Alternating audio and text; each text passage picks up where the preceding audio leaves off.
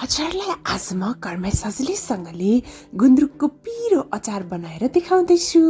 नमस्ते, YouTube channel अमर पन्छी food वर्ल्डमा हजुरलाई धेरै धेरै स्वागत छ। यो गुन्द्रुकको विशेषता के हो भन्दाखेरि यो 5 वर्षसम्म पनि बिर्सदैन। आजको रेसिपी बनाउनको लागि मैले गुन्द्रुक 100 ग्राम लिए। हजुरहरूले तोरीको, रायोको, जेको गुन्द्रुक लिनु भए पनि हुन्छ। भटमास 2 चम्चा चाहिन्छ, नुन आधा चम्चा, रातो धुरो खुर्सानी आधा चम्चा, तेल चाहिँ 3 चम्चा लिए। सकेसम्म तोरीको तेल नै लिनुहोला। गोलभेडा चाहिँ रातो र पाकेको वाला नै चाहिन्छ है, त्यो चाहिँ 9 वटा लिए। भिनेगर चाहिन्छ 2 चम्चा र हरियो खुर्सानी मैले 7 वटा जति लिए। र सुरुमा यो गोलभेडालाई चाहिँ यसरी रफली काटेँ मैले, र यो खुर्सानीलाई चाहिँ यसरी काटेँ। हेर्नुहोस् त, बिचमा चाहिँ यसरी चिरा पारेँ। र सबैभन्दा पहिला चाहिँ हामीले यो गुन्द्रुकलाई चाहिँ मनतातो पानीमा 10 मिनट भिजाएर राख्नुपर्छ है। यसो गर्यो भने गुन्द्रुक सफ्ट हुन्छ र यसमा भएको सबै इम्प्युरिटिजहरू पनि जान्छ। गुन्द्रुक चाहिँ फर्मेन्ट गरेर बनाइने भएकोले यसमा अलि इम्प्युरिटिज हुनसक्छ। त्यसपछि मैले पानी निचोरेर यसरी 1 मिनट मजाले एकदमै सानो आँचमा रोस्ट गर्दैछु। एकदमै सानो आँचमा रोस्ट गर्नुहोला है, 1 मिनटसम्म। सकेसम्म चाहिँ एकदमै लो हिटमा यसरी रोस्ट गर्नुपर्छ। यसो गर्यो भने चाहिँ यसमा भएको मोइस्चरहरू एकदमै कम हुन्छ र हाम्रो गुन्द्रुक चाहिँ लामो समयसम्म पनि बिग्रदैन। तत्कालै खाने हो भने चाहिँ गुन्द्रुकलाई यसरी रोस्ट गरिरहनु चाहिँ पर्दैन है।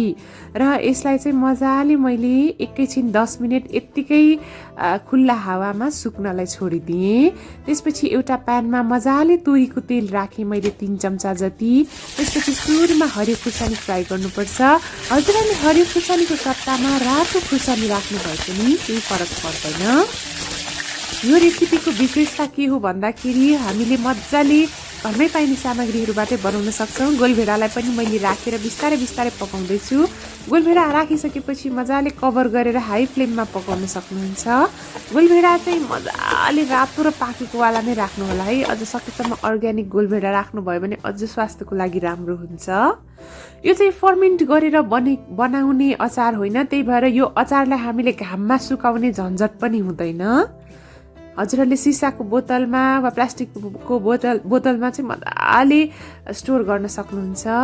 यो गोलभेडालाई चाहिँ अलि बेसी पकाउनु पर्छ है, नत्र अचार छिट्टै बिग्रिन्छ। यतिको भइसकेपछि रातो खुर्सानीलाई राखेँ। स्वादअनुसार हाल्न सक्नुहुन्छ। र हामीले राख्नै पर्ने चिज भनेको भिनेगर हो। भिनेगर 2 चम्चा चाहिँ हाल्नै पर्ने हुन्छ। भिनेगरले अचारलाई चाहिँ बिग्रन दिँदैन। भिनेगर हालिसकेपछि यो तेल माथि माथि तैरिसकेको छ, गोलभेडा राम्ररी पाकिसकेको छ।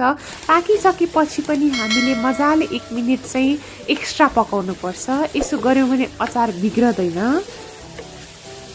तत्काल खाने हो भने चाहिँ यस्तो गरिरहनु पर्दैन है। र एउटा एकदमै सुक्खा र सफा बाउलमा म यसलाई मिक्स गर्दैछु। अघिको गुन्द्रुक जुन मैले हावामा सुकाएकी थिएँ त्यसलाई पनि राखेँ। हेर्नुहोस् है, गुन्द्रुकलाई रोस्ट गर्यो भने चाहिँ रुगा लाग्ने समस्या पनि हुँदैन खाँदाखेरि। यसरी भुटेको भटमास राखेँ मैले 2 चम्चा। यो चाहिँ अप्सनल हो, तर राख्यो भने मिठो हुन्छ। र अघि प्यानमा पकाएको गोलभेडाको प्युरीलाई पनि राख्दैछु।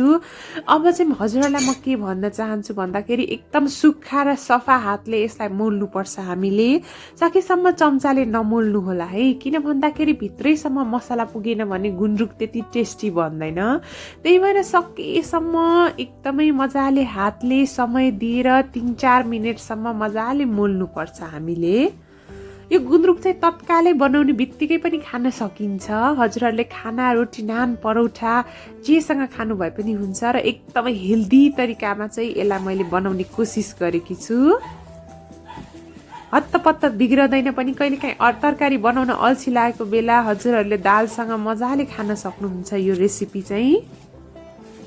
हेर्नुहोस् है त, एकदमै अमिलो पिरो ट्वाक्क परेको हाम्रो गुन्द्रुक चाहिँ बिस्तारै तयार हुँदैछ। अब यसलाई कसरी लामो समयसम्म स्टोर गर्ने भनेर पनि म हजुरहरूलाई भन्छु। र यो मजाले रेडी भइसकेको छ। म टेस्ट गरेर पनि देखाउँछु है त हजुरहरूलाई कस्तो बन्यो भनेर। तत्कालै पनि खान मिल्छ यो गुन्द्रुक चाहिँ। र नेपालीहरूलाई विशेष गरेर विदेशमा बस्ने नेपालीहरूलाई साथसाथै स्वदेशमा बस्ने नेपालीहरूलाई एकदमै मनपर्ने परिकार हो। यो चाहिँ हाम्रो राष्ट्रिय परिकार भन्दा पनि फरक पर्दैन। यसलाई स्टोर गर्नको लागि सकेसम्म सिसाको बोतल वा एयरटाइट बोतल लिनुहोला। यदि छैन भने प्लास्टिकको बोतलमा स्टोर गर्नुभए पनि हुन्छ। यो एकदमै सुक्खा हुन जरुरी छ। मनतातो पानीले धोएर घाममा सुकाएर एकदम सुक्खा हुनुपर्छ। र हरेक पटक हजुरहरूले अचार निकाल्दाखेरि चाहिँ सुक्खा चम्चाले निकाल्नुहोला। अब भने म यसलाई स्टोर गर्दैछु। सकेसम्म खाँदेर राख्नु भयो भने पनि हुन्छ। गुन्द्रुकलाई चाहिँ जति खाँद्यो त्यति मिठो हुन्छ। घाममा चाहिँ सुकाइराख्नु पर्दैन है। यो अचारलाई मजाले खाँदेर यत्तिकै हामीले अलिकति किचनको कुनातिर राख्न सक्छौँ, घाम नआउने ठाउँमा। र विशेष गरेर विदेशमा हुने साथीहरूलाई हजुरहरूले गिफ्ट गर्न सक्नुहुन्छ। यो अचार चाहिँ यसरी माथि माथि लागेको चाहिँ मैले टिस्यु पेपरले पुसेँ। यसो गऱ्यौँ भने पनि अचार छिट्टै बिग्रदैन। हेर्नुहोस् है त, मजाले रेडी भइसकेको छ। हजुरहरूले हेर्न सक्नुहुन्छ। वाउ, कति मजाले रेडी भइसकेको छ। आजको रेसिपी हजुरहरूलाई कस्तो लाग्यो? मन पर्यो भने भिडियोलाई लाइक, कमेन्ट र सेयर गर्न नबिर्सनुहोला। साथै मेरो च्यानल अमरपन्ची फुड वर्ल्डलाई सब्सक्राइब गरिदिनु होला। Thank you so much for watching. हजुरहरूलाई मैले कुनै पनि रेसिपी बनाएको हेर्न चाहनुहुन्छ भने चाहिँ तल कमेन्ट सेक्सनमा कमेन्ट गरिदिनु होला। Good by, have a nice day, by by.